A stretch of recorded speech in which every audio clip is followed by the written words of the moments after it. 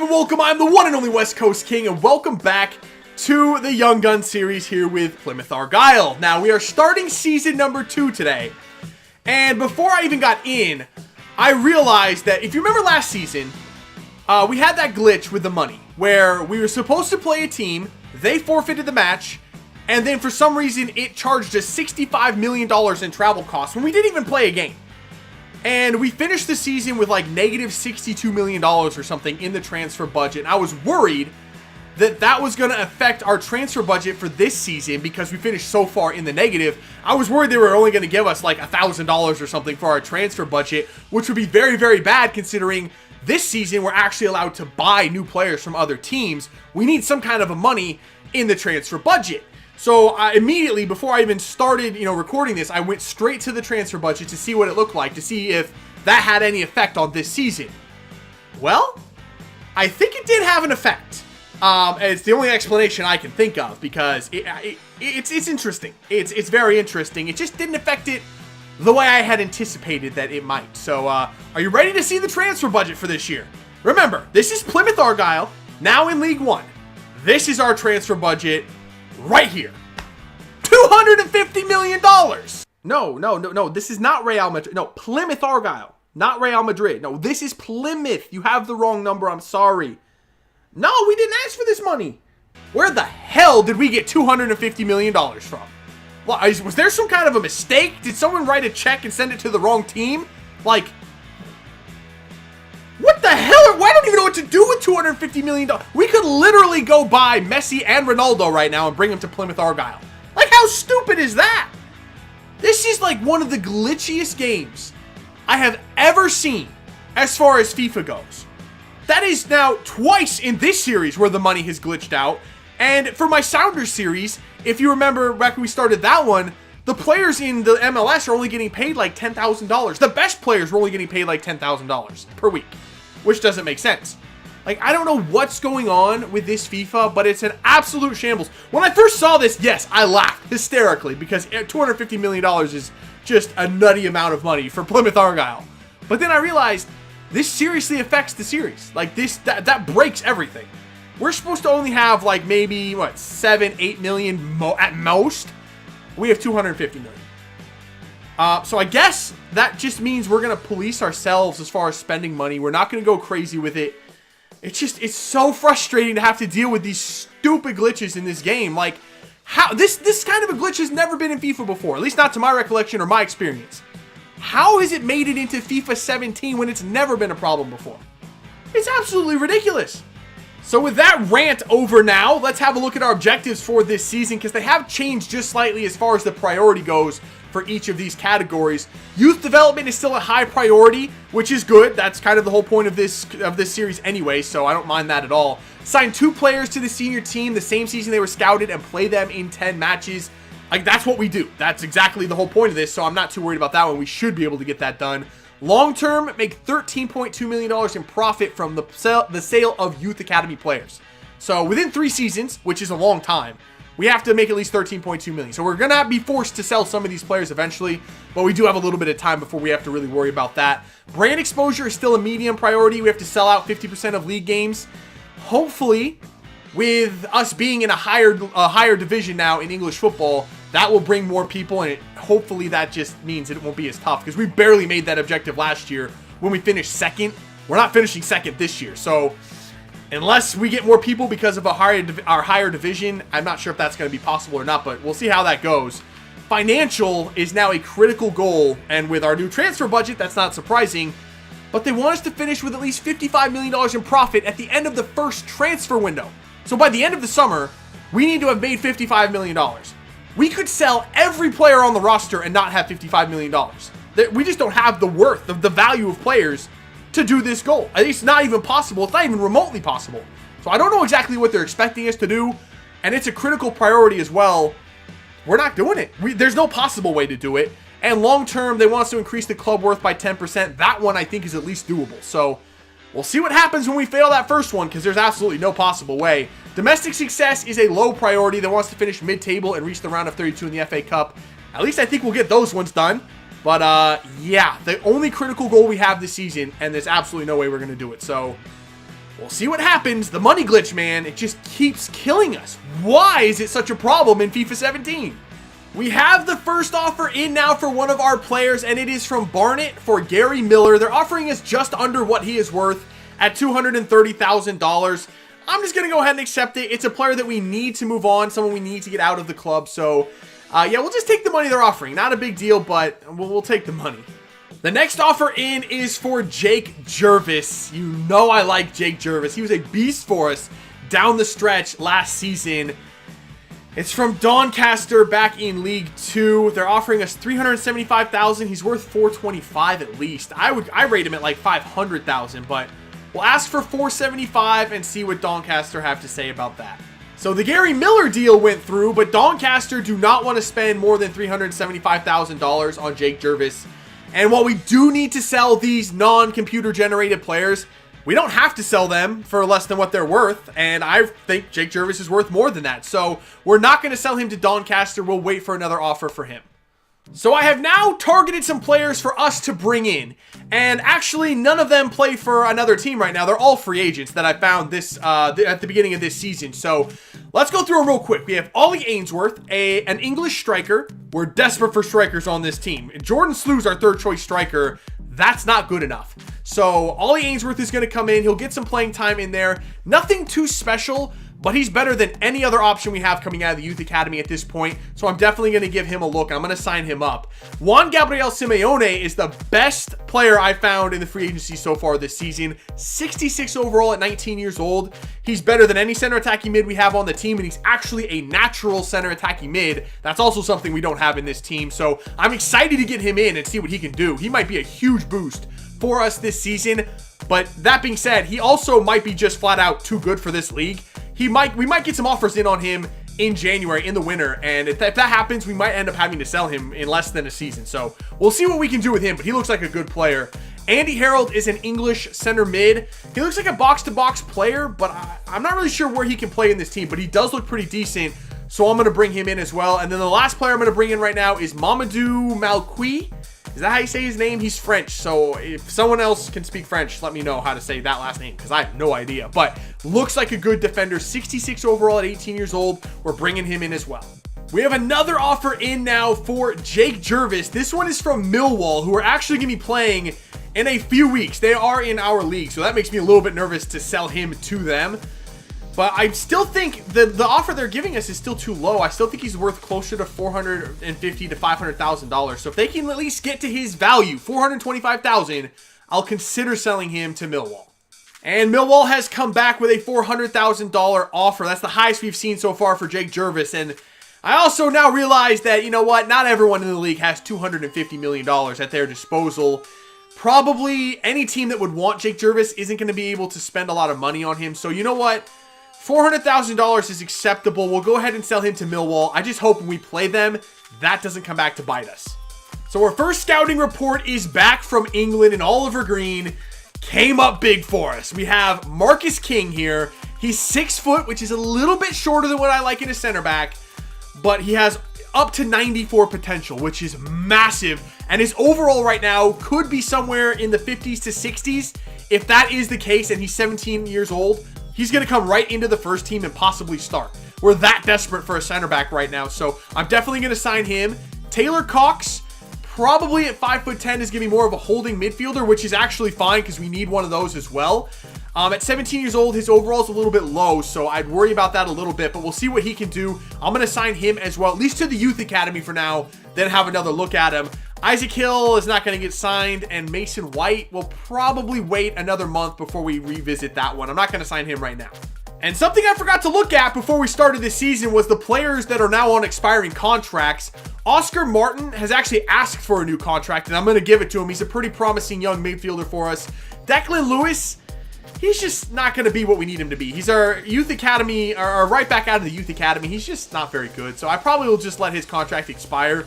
Hervey P, though, you know he's getting a new contract. He's the highest rated player on the team at this point. We definitely need to lock him up for a very long time. Hopefully a long-term contract for him here at Plymouth. That might just kind of keep away any of the people that are thinking about coming in and trying to buy him off of us. Jordan Bentley, will just let his contract expire. And the last one is Vincent Durrell. I'd actually like to sell him if at all possible, rather than letting him expire, because he's actually pretty decent. All right, we are set now for our first game in League One. We're at home at the Theater of Greens to take on MK Dons. Here's our starting 11. You've seen most of it a million times. The couple of new additions are in there, though. Juan Gabriel Simeone is going to be our center attacking mid, and I'm going to test MacLeod out at right back to see if he can play there. Hopefully he can. I really like Gallagher at left back.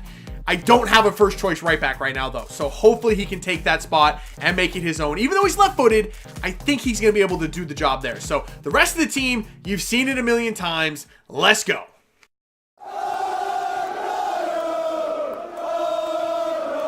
All right, here we go. Kickoff against MK Dons. Our first game in League One. Let's see how this team stacks up in a higher division. I'm a little nervous. I'm not going to lie. I'm very, very worried about this season. Throkel. This is nice. Gallagher. Give it back for Throkel. Throkel. Oh, ref. He's brought down. Is that a pen? That's going to be a pen, I think. 5 minutes in. Throkel absolutely sold that dude a dream right there. And I think he's earned himself a pen. All right. It is going to be Juan Gabriel Simeone, our best penalty taker. Come on, Simeone. Come on, put this in the back of the net. Beautiful penalty.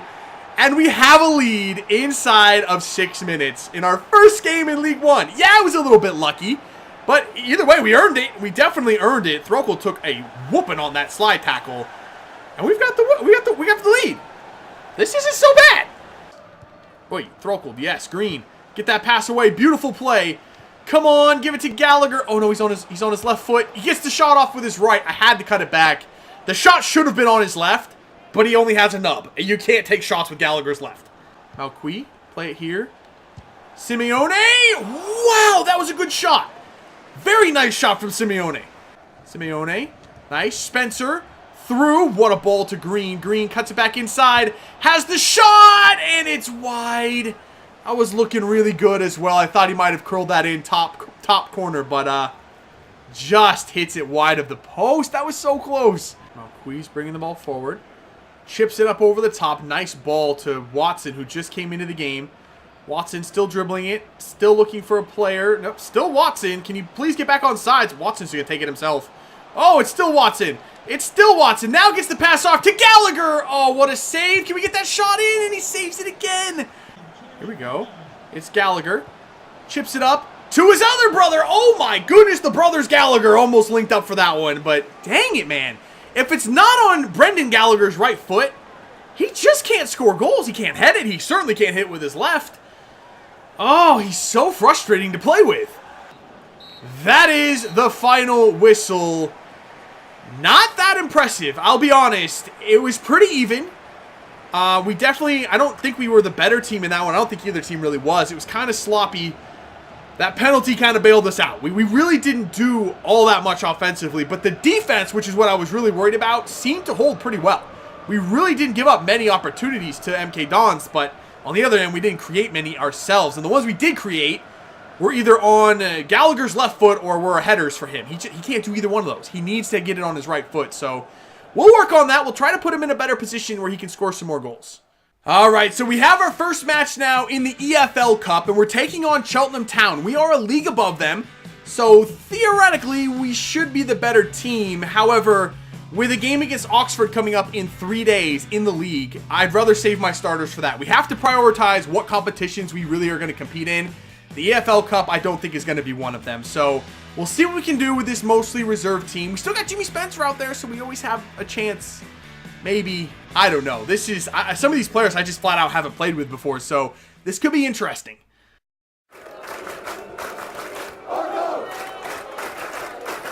All right, here we go. Kickoff against Cheltenham Town, and even if I saw their starting 11, I wouldn't know if it was their first choice starting 11 or not, but seeing as how the CPU always puts out their first team no matter what the competition is, I think it's safe to assume that this is going to be their best team, so we'll see what happens in this one.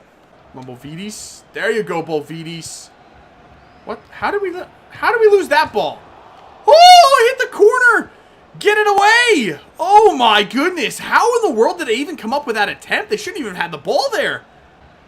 That's not where I wanted that, but that's okay. That's not even in the right direction. What are these passes my team is doing? I can't control them at all. I was supposed to go to the opposite side, and it falls like, what in the world was that pass? Ooh, this is not a bad looking ball up the wing for Ennis.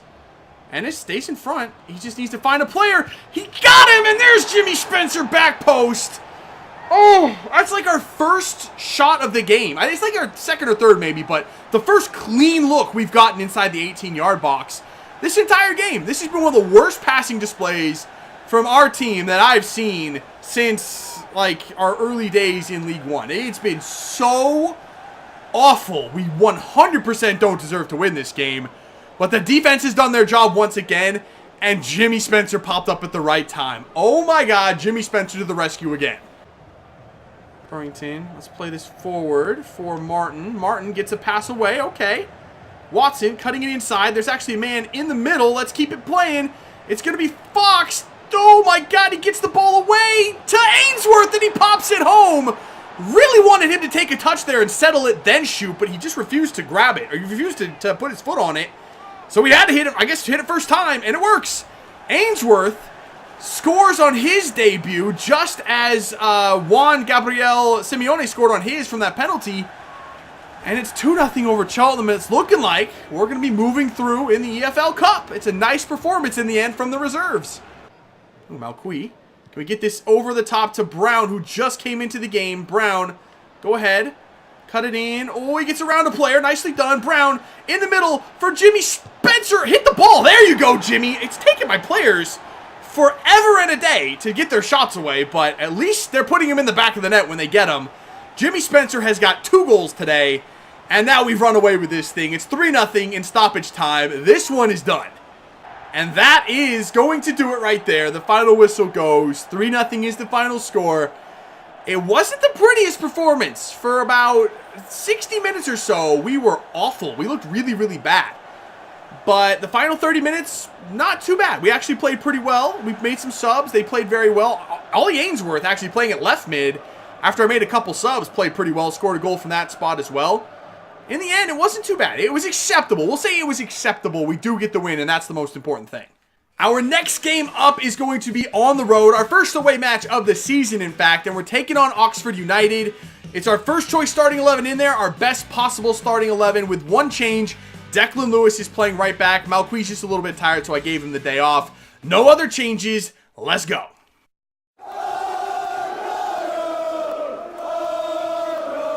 All right, here we go. Kickoff on the road. And in this one, I'd really like to see Brendan Gallagher score a goal. Like, I really, really would. He hasn't scored in quite some time. He hasn't scored all season so far. Granted, he's only played one game now that I think about it. But still, I'd like to see a good performance out of him today. Jimmy Spencer. Okay, let's play it back out here for Paylard. Can we fire across it? That's a beautiful cross to Gallagher. That took a massive deflection and went behind for a corner. How did that not go in? It was an awful header. It wasn't even close, but the deflection almost took it in. Oh, we can get through the team so easily, but when it comes to the back four, it's just impossible. So you know what? Let's go from outside the box. What a save! Oh my goodness, what a shot from Jimmy Spencer. Big tackle, Bradley. Oh, ref. Your mom, ref. Seriously, your mom. Here we go. Gallagher finds it forward for Green. Turns and passes to the wrong team. That's pretty much what I wanted to do there anyway. Just like they just did. Thank you very much. And it's going to be... Oh, no, not Gallagher on his left foot. For crying out loud. Nubby McGee, man. What in the actual dick cheese was that pass? He just flicked it up to that guy. It wasn't even... Like, that was awful. Here we go. Somebody make a run. Yes. You... What the... What are those fucking passes? I wanted it to Gallagher. And he did like... I powered that up full power. And he hit it 3 feet to his left. All right, we have a corner. I'm just going to hammer this thing. I'm just going to fire this thing in there. Hopefully, Bradley... Why did Bovidis... Why did he jump over it? He could have just tapped it in. He jumped over the ball. Oh, please. No, that pass is awful. Please get back to it. Okay, Simeone. Oh, I thought that was it. I really thought that was going to be the goal. That was, again, the passing on this team. Everybody's going through passing drills. They can't complete any passes. That ball was way overhit. That through ball, I mean, it wasn't even close. All right, we got 4 minutes to find something. Are you having a laugh? Because it's really not funny. How do you not pass to any one of those players? There were 3 green shirts. He passed to the 1 yellow shirt. If they would have scored and won that game, I would have quit the series. That's just stupid. And that is the final whistle as well. Like, the passing. It's non-existent. I might as well not even attempt a pass. I don't think one pass went to the right player the entire game. It was that bad. I've never seen anything like that in my entire life. It was like everybody was just stuck on stupid. What were their deals? Like, why did they not play at all well in that game? Like, not one player played well. None of them. That was so bad. Worst performance I've seen in this series so far. Alright, so that is where we're going to end things for today. And it was an interesting start to life in League One. We'll put it that way. We only scored 1 goal in 2 league games, and it came off of a penalty. Not the best offensive performance. However, we didn't give up a goal either, and we haven't lost a game. And actually, with 4 points through 2 games, we're tied for the league lead in points. So I guess there's something to take from that. And we did perform pretty well in that domestic cup game, albeit against a lower division team, but at least they did get the job done and they performed like they needed to. So I was pretty pleased with that, but it all starts with the passing. There's a noticeable gap between what we can do passing the ball and what our opponents are doing to us, and it has to change. For the immediate future, we're going to focus all of our training on passing. If we can't pass, we can't get any attacks. If we don't get any attacks, we don't score goals, and that has clearly been our problem so far in this one. And the defense has played well, but it's not going to hold up forever. When our opponents start to score, I'd like to at least have some faith that we can get a couple back ourselves. And right now, I have 0 faith we're going to score any goals. It's just not happening. So we're definitely going to be needing to train up the passing for everybody on the team. But other than that, other than the attacks, we played well. The defense was good.